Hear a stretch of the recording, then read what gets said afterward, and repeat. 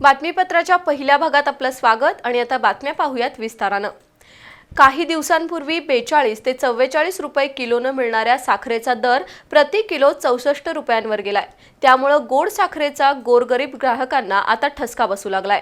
खाद्यतेलाच्या दरामध्ये प्रति किलो 15 ते 30 रुपयांची वाढ झाली आहे, तर गेल्या 15 दिवसात तांदळाच्या दरात किलो मागे 20 रुपयांनी वाढ झाली आहे।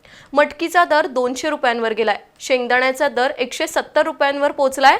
जीवनावश्यक वस्तूंचे दर प्रचंड वाढल्याने सर्वसामान्यांनी जगायचं कसं असा प्रश्न निर्माण झालाय। गेल्या काही दिवसांपासून महागाईचा आलेख वाढतच आहे। साखर, खाद्यतेल, तांदूळ, मटकी आणि शेंगदाण्याच्या दरानं आता उच्चांक गाठलाय। महिन्याभरापूर्वी साखरेचा दर 42 ते 44 रुपये किलो होता, मात्र आज 1 किलो साखरेचा दर 64 रुपयांवर गेलाय।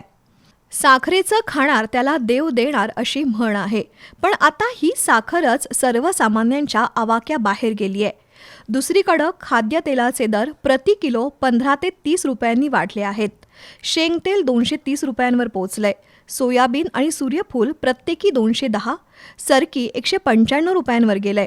मटकीच्या दरात गेल्या 15 दिवसात वाढ होऊन मटकीच्या दरानं द्विशतक गाठलंय। तांदळाच्या दरात प्रति किलो 15 ते 20 रुपयांची वाढ झाली आहे। पोहे 10 रुपयांनी वाढून 60 रुपयांवर गेलेत। पावटा 160 रुपये, शाबू 90 रुपये, तर शेंगदाण्याचा दर 170 रुपयांवर पोहोचलाय। ज्वारी, बाजरीच्या दरातही गेल्या आठवड्याच्या तुलनेत 5 ते 7 रुपयांची वाढ झाली असून ज्वारीचा दर 45 ते 70 रुपये झालाय। एका बाजूला ही दरवाढ होत असताना डाळींचे दर मात्र स्थिर आहेत।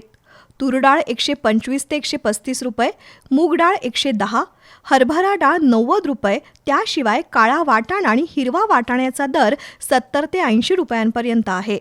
गव्हाचे दरही 28 ते 35 रुपयांवर स्थिर आहेत।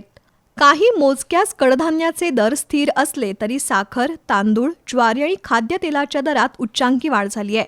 महागाईच्या भडक्यामुळे सर्वसामान्यांचं आर्थिक बजेट कोलमडून गेलंय।